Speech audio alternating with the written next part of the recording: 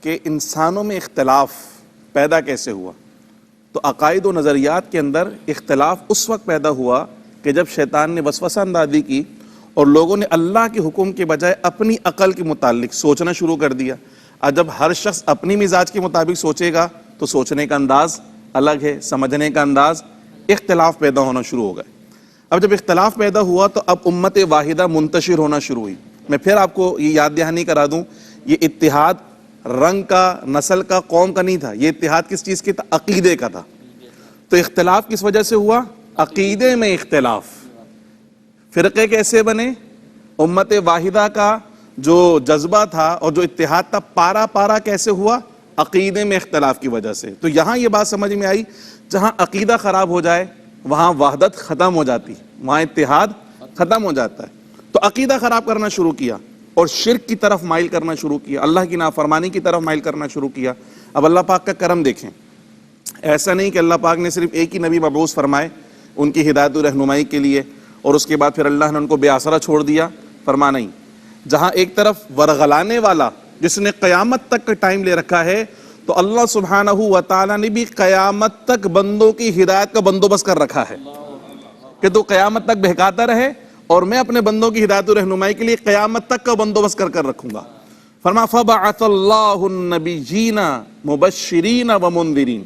اللہ پاک نے کیا کرم فرمایا؟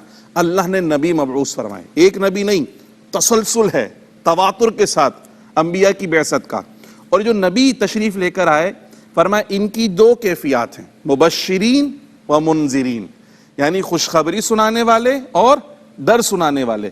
اب دیکھیں کلاس کے اندر دو طرح کے اسٹوڈنٹس ہیں، ایک وہ ہیں جو آپ کی ہر بات مانتے ہیں اور دوسرے وہ ہیں جو سرکشی پر آمادہ ہوتے ہیں۔ تو ٹیچر کا رویہ دونوں کے ساتھ مختلف ہوتا ہے۔ جو اچھے بچے ہیں ٹیچر انہیں مزید خوشخبری سناتا ہے کہ جو اچھا کام کرے گا اس کو یہ ریوارڈ دیا جائے گا، اس کو یہ انعام دیا جائے گا، اس کو شاباشی دی جائے گی، اس کا نام سب کے سامنے پکارا جائے گا، اس کو کلاس میں سب کے سامنے بلا کے شاباشی دی جاتی ہے۔ اور وہ جو سرکشی پر مائل ہوتے ہیں، جو کام نہیں کر رہے ہوتے، جو ٹیسٹ نہیں دے رہے ہوتے، یا کسی بھی طرح سے نظم و ضبط کی خلاف ورزی کرتے ہیں، تو ان کے خلاف کیا کیا جاتا ہے؟ ان کو ڈانٹا جاتا ہے، سرزنش کی جاتی ہے، سب کے سامنے سرزنش کی جاتی ہے۔ تو یہ انسانی فطرت ہے کہ جو اچھا کام کرتا ہے اسے ستائش کی امید ہوتی ہے کہ کوئی تو مجھے شاباشی دینا۔ اگر کہیں سے شاباشی ہوئی نہ تو پھر اچھے اور برے کی تمیز کیسے باقی رہے گی؟ جو اچھا کام کرنے والے ہیں اگر کوئی نے شاباشی نہ دینا تو ایک وقت آتا ہے وہ بھی سوچتے ہیں یار ہم بھی برے بن جاتے ہیں، ہمارے اچھے ہونے سے کسی کو کیا فرق پڑ رہا ہے۔ اللہ کے نبی جو ہے وہ یہ رویش اختیار کرتے ہیں کہ وہ جو ان تمام تر باطل نظریات کے باوجود، افتراق کے باوجود، انتشار کے باوجود، وسوسوں کے باوجود اللہ کا راستہ نہیں چھوڑا، جنہوں نے اللہ کے راستے پر چلتے رہے، اللہ کی عبادت کرتے رہے، دین حق پر کاربند رہے، تو سب سے پہلے نبی مبشر بن کر انہیں خوشخبری سناتے ہیں۔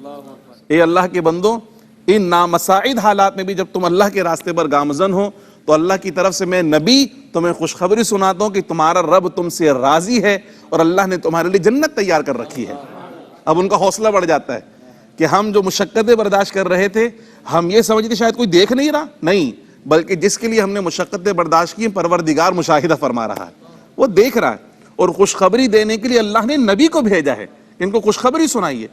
دوسری طرف وہ جو سیدھے راستے سے ہٹ گئے تھے ان کے لیے منذر بنتے ہیں، پھر وہ انہیں اللہ کا ڈر سناتے ہیں کہ دیکھو اگر تم سیدھے راستے پر نہیں آئے تو کیا ہوگا؟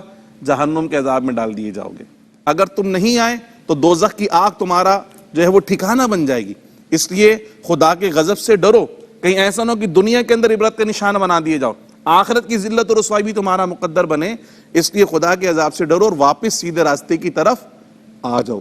اب یہ بھی ایک بڑی حکمت بھری بات ہے، اس کو دیکھیں آپ، خاص طور پہ ہمارے پیارے آقا تاجدار مدینہ حضرت محمد مصطفیٰ صلی اللہ علیہ وسلم کی شان کریمی اور شان رحمت للعالمین دیکھیے کہ پہلے کیا ہوتا تھا کہ جب قومیں اپنے نبی علیہ السلام کی گستاخی کرتی، نافرمانی کرتی اور ہٹ دھرمی پر اتر آتی تھی نا، تو اللہ کے نبی ان کے لیے دعا کرتے تھے کہ اللہ یہ میری بات نہیں مان رہے، ان کو ہلاک کر دے۔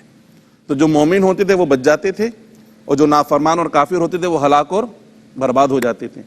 سرکار کی شان کریمی دیکھیں، سرکار پہ کون سا ظلم نہیں ہوا، پتھر برسائے گئے، کانٹے بچھائے گئے، گالیاں دی گئیں، ساحر، جادوگر اور کاہن اور مجنون اور دیوانہ معاذ اللہ کیا کچھ نہیں کیا گیا۔ زندگی گزارنے کے اسباب تنگ کر دیے گئے.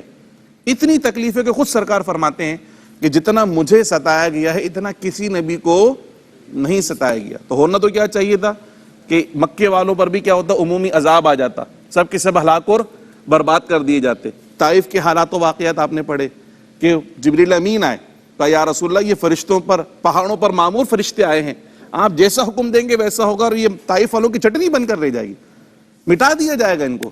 مگر سرکار کا کیا جملہ تھا, سرکار نے فرمایا کہ میں رحمت بنا کر بھیجا گیا ہوں, زحمت بنا کر نہیں بھیجا گیا. یہ مجھ پر ایمان لے کر نہیں آتے مگر مجھے امید ہے کہ ان کی آنے والی نسلیں میرا کلمہ ضرور پڑھیں گی. اور مکے والوں کو بھی دیکھیں کہ وہ مکے والے جو اسلام کے سب سے بڑے مخالف تھے, رسول اللہ کی شان رحمت للعالمین کا صدقہ دیکھیں, آج وہی مکہ مکرمہ اسلام کا مرکز ہے. آج مکے میں کافروں کا داخلہ ہی بند ہے, ہر گھر میں مسلمان نظر آتا ہے, ہر بستی اور علاقے میں مسلمان نظر آتا ہے. تو سرکار کا یہ ویژن تھا اور سرکار کی رحمت للعالمین کا صدقہ تھا. تو پہلے تو عذاب آتا تھا, ہلاک و برباد کر دیے جاتے تھے, مگر سرکار کی رحمت للعالمین کا صدقہ یہ ہے کہ کافروں کو بھی عمومی عذاب سے ہلاک اللہ نے نہیں کیا ہے, کہ یہ نہیں, ان کی آنے والی نسلیں ضرور میرے نبی کا کلمہ پڑھیں گی اور وہ مسلمان ہوئے الحمدللہ. تو اللہ پاک نے نبی بھیجے, اس لیے بھیجے کہ وہ اہل ایمان کو اور اللہ کے راستے پہ چلنے والوں کو خوشخبری سنائیں, اور وہ جو اللہ کے راستے سے ہٹ گئے انہیں ڈر سنا کر واپس لے کر آئیں.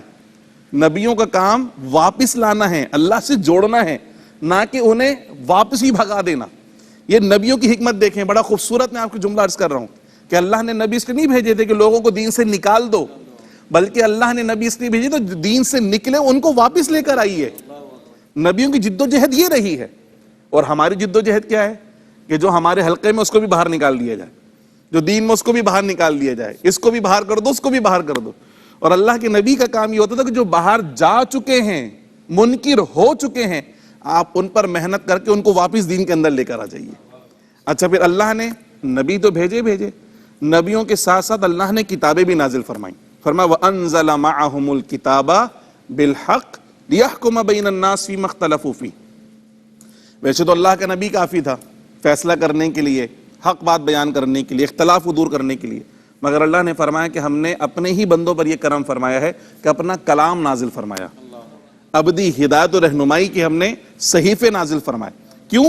تاکہ جو اللہ کے نبی ہیں لیحکم بین الناس, فیصلہ سنانے کے لیے کوئی کتاب ہونی چاہیے. انسان کا ایک مزاج ہے, جب اسے کوئی فیصلہ سنایا جائے, کوئی بات بتائی جائے, وہ کہتے ہیں کہاں لکھا ہے, یہ بات کہاں لکھی ہے, یہ تو ہمیں پتہ ہی نہیں. تو اللہ کے نبی دلیل ساتھ میں لے کر آتے ہیں, کہاں لکھی ہے, اللہ کی کتاب میں لکھی ہے. یہ جو فیصلہ آپ کر رہے ہیں کہاں لکھا ہے, جی اللہ کی کتاب میں لکھا ہے. میں اپنی مرضی سے فیصلہ, میں جو فیصلہ کر رہا ہوں یہ وہی فیصلہ ہے جو اللہ نے اپنی کتاب میں نازل فرمایا ہے. اور میں صرف فیصلہ سنانے نہیں بلکہ اللہ کے حکم سے فیصلہ نافذ بھی کرنے آیا ہوں. علماء کے پاس جو کام ہے وہ فیصلہ سنانے کا ہے کہ اللہ نے قرآن میں یہ بات بیان کی ہے, لیکن جو نبی آتے ہیں وہ قوت نافذہ کے ساتھ آتے ہیں. وہ صرف فیصلہ سناتے نہیں بلکہ فیصلے کو نافذ بھی کرتے ہیں کہ بھئی دیکھو یہ تم نے اختلاف کیا اور اللہ سبحانہ و تعالیٰ نے یہ فیصلہ اس کے متعلق فرمایا ہے.